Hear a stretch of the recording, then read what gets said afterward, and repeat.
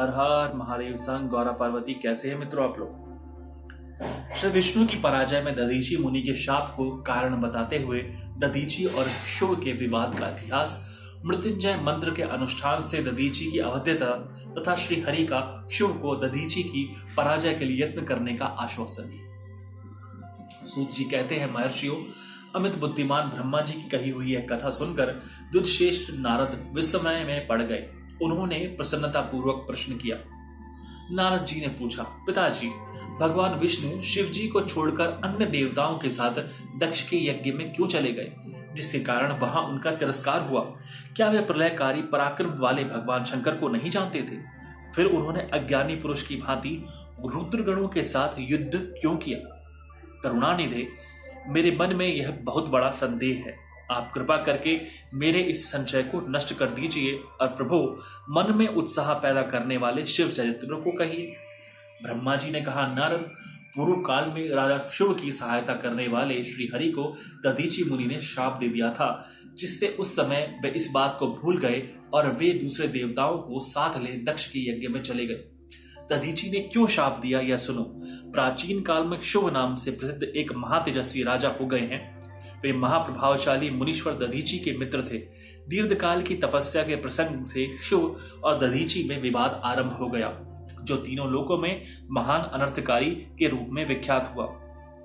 उस विवाद में वेद के विद्वान शिव भक्त दधीची कहते थे कि शूद्र, वैश्य और क्षत्रिय, इन तीनों वर्णों से ब्राह्मण ही श्रेष्ठ है। इसमें संशय नहीं है। महामुनि दधीची की यह बात सुनकर धन वैभव के मद से मोहित हुए राजा शुभ ने उसका इस प्रकार प्रतिवाद किया।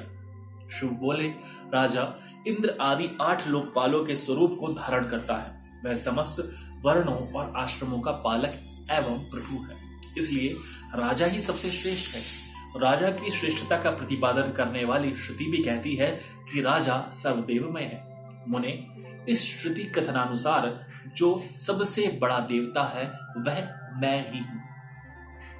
इस विवेचन से ब्राह्मण की अपेक्षा राजा ही श्रेष्ठ सिद्ध होता है। च्यवन नंदन, आप इस विषय में विचार करें और मेरा अनादर ना करें, क्योंकि मैं सर्वथा आपके लिए पूजनीय हूं। राजा शुभ का यह मत श्रुतियों और स्मृतियों के विरुद्ध था। इसे सुनकर भृगुकुल भूषण मुनि श्रेष्ठ दधीची को बड़ा क्रोध हुआ। मुने, अपने गौरव का विचार करके कुपित हुए महातेजस्वी दधीची ने शुभ के मस्तक पर बाएं मुक्के से प्रहार किया। उनके मुक्के की मार खाकर ब्रह्मांड के अधिपति कुत्सित बुद्धि वाले शुभ अत्यंत कुपित हो उठे और उन्होंने वज्र से दधीची को काट डाला। उस वज्र से आहत हो भृगवंशी दधीची पृथ्वी पर गिर पड़े। भार्गव वंशधर दधीची ने गिरते समय शुक्राचार्य का स्मरण किया, क्योंकि शुक्राचार्य ने आकर दधीची को शरीर को ठीक किया, जिसे शुभ ने काट डाला था। तुरंत जोड़ दिया। दधीची के अंगों को पूर्ववत जोड़कर शिव भक्त शिरोमणि तथा मृत्युंजय विद्या के प्रवर्तक शुक्राचार्य ने उनसे कहा। शुक्र बोले, तात दधीची, मैं सर्वेश्वर भगवान शिव का पूजन करके तुम्हें श्रुति प्रतिपादित महामृत्युंजय नामक श्रेष्ठ मंत्र का उपदेश देता हूं। त्र्यंबकम यजामहे, हम भगवान त्र्यंबक का यजन आराधन करते हैं। त्र्यंबक का अर्थ है तीनों लोकों के पिता, प्रभावशाली शिव। वे भगवान सूर्य, सोम और अग्नि तीनों मंडलों के पिता हैं। सहवनीय, ग्राह्यपत्य और दक्षिणाग्नि, इन 3 अग्नियों के सर्वत्र उपलब्ध होने वाले पृथ्वी, जल एवं तेज, इन 3 मूर्त भूतों के अथवा सात्विक आदि भेद से त्रिविध भूतों के, त्रिदेव स्वर्ग के, त्रिभुज के, त्रिधाभूत सबके ब्रह्मा, विष्णु और शिव, तीनों देवताओं के महान ईश्वर महादेव जी ही हैं। यहां तक मंत्र के प्रथम चरण की व्याख्या हुई। मंत्र का द्वितीय चरण है सुगंधिम पुष्टिवर्धनम। जैसे फूलों में उत्तम गंध होती है, उसी प्रकार वे भगवान शिव संपूर्ण भूतों में, तीनों गुणों में, समस्त कृत्यों में, इंद्रियों में, अन्य अन्य देवों में और गणों में उनके प्रकाशक सारभूत आत्मा के रूप में व्याप्त है। अतएव सुगंध युक्त एवं संपूर्ण देवताओं के ईश्वर है। यहां तक सुगंधिम पद की व्याख्या हुई। अब पुष्टिवर्धनम की व्याख्या करते हैं। उत्तम व्रत का पालन करने वाले दिलश्रेष्ठ महामुनि नारद उन अंतर्यामी पुरुष शिव से प्रकृति का पोषण होता है। महतत्व से लेकर विशेष पर्यंत संपूर्ण विकल्पों की पुष्टि होती है तथा मुझ ब्रह्मा का, विष्णु का, मुनियों का और इंद्रियों सहित देवताओं का भी पोषण होता है, इसलिए वे ही पुष्टिवर्धन हैं। अब मंत्र के तीसरे और चौथे चरण की व्याख्या करते हैं। उन दोनों चरणों का स्वरूप यूं है, उर्वारुकमेव बंधनान मृत्यु मूर्क्षीय मामत्रा। अर्थात प्रभु, जैसे खरबूजा पक जाने पर लता बंध से छूट जाता है, उसी तरह मैं मृत्यु रूप बंधन से युक्त हो जाऊं, अमृत पद मोक्ष से पृथक न हूं। वे रुद्रदेव अमृत स्वरूप हैं, जो पुण्य कर्म से, तपस्या से, स्वाध्याय से, योग से अथवा ध्यान से उनकी आराधना करता है, उसे नूतन जीवन प्राप्त होता है। इस सत्य के प्रभाव से भगवान शिव स्वयं ही अपने भक्त को मृत्यु के सूक्ष्म बंधन से मुक्त कर देते हैं, क्योंकि वे भगवान ही बंधन और मोक्ष देने वाले, और ठीक उसी तरह जैसे उर्वारुक अर्थात ककड़ी का पौधा अपने फल को स्वयं ही लता के बंधन में बांधे रखता है और पक जाने पर स्वयं ही उसे बंधन से मुक्त कर देता है। यह मृत संजीवनी मंत्र है जो मेरे मत से सर्वोत्तम है। तुम प्रेम पूर्वक नियम से भगवान शिव का स्मरण करते हुए इस मंत्र का जप करो। जप और हवन के पश्चात इसी से अभिमंत्रित किए हुए जल को दिन और रात में पियो तथा शिव विग्रह के समीप बैठकर उन्हीं का ध्यान करते रहो। इससे कहीं भी मृत्यु का भय नहीं रहता।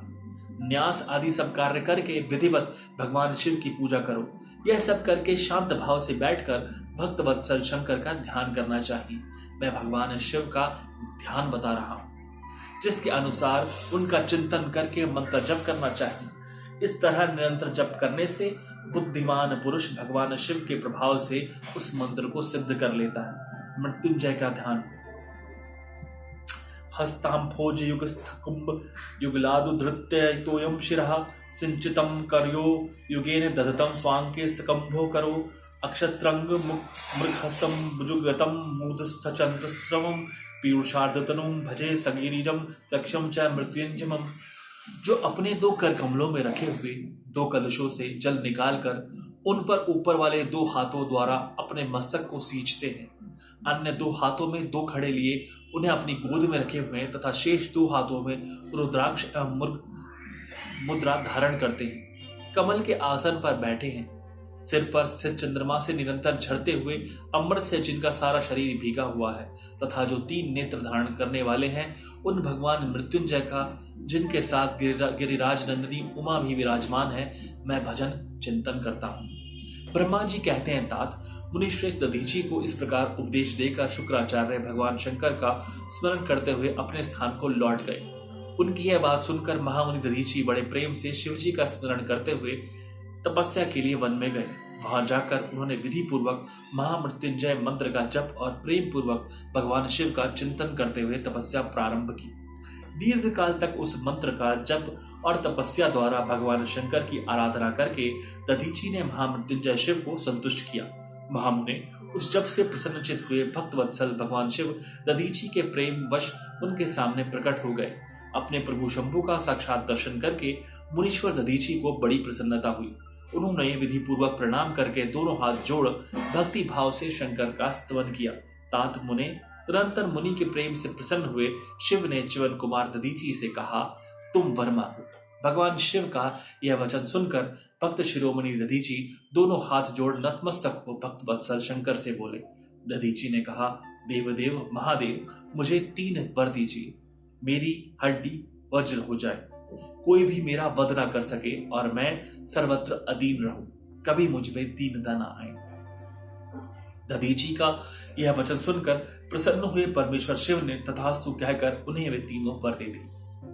शिवजी से 3 वर पाकर वेदमार्ग में प्रतिष्ठित महामुनि दधीची आनंद मग्न हो गए और शीघ्र ही राजा शिव के स्थान में गए। महादेव जी से अवध्यता, वज्रमय अस्थि और अधीनता पाकर दधीची ने राजेंद्र शिव के मस्तक पर लात मारी। फिर तो राजा शिव ने विक्रोध करके दधीची पर वज्र से प्रहार किया। वे भगवान विष्णु के गौरव से अधिक गर्व में भरे हुए थे, परंतु शिव का चलाया हुआ यह वज्र परमेश्वर शिव के प्रभाव से महात्मा दधीची का नाश न कर सका। इससे ब्रह्म कुमार शिव को बड़ा विस्मय हुआ। मुनीश्वर दधीची की अवध्यता, अधीनता तथा वज्र से भी बढ़ चढ़कर प्रभाव देखकर ब्रह्म कुमार शिव के मन में बड़ा आश्चर्य हुआ। उन्होंने शीघ्र ही वन में जाकर इंद्र के छोटे भाई मुकुंद की आराधना आरंभ की। वे शरणागत बालक नरेश मृत्युंजय सेवक दधीची से पराजित हो गए थे। शिव की पूजा से गरुड़ ध्वज भगवान मधुसूदन बहुत संतुष्ट हुए।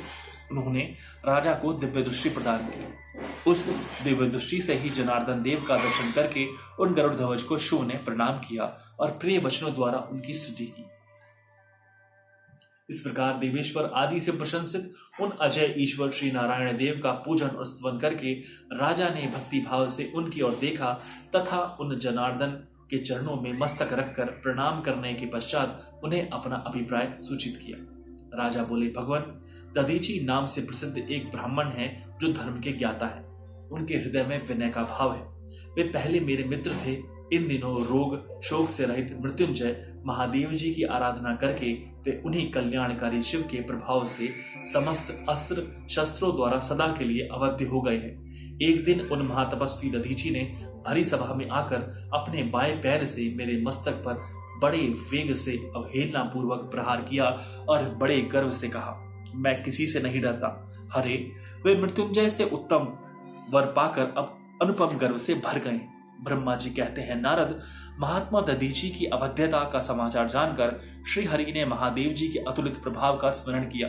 फिर वे ब्रह्मपुत्र राजा शिव से बोले, राजेंद्र, ब्राह्मणों को कहीं थोड़ा सा भी भय नहीं है। भूपते, विशेषता रुद्र भक्तों के लिए तो भय नाम की कोई वस्तु है ही नहीं।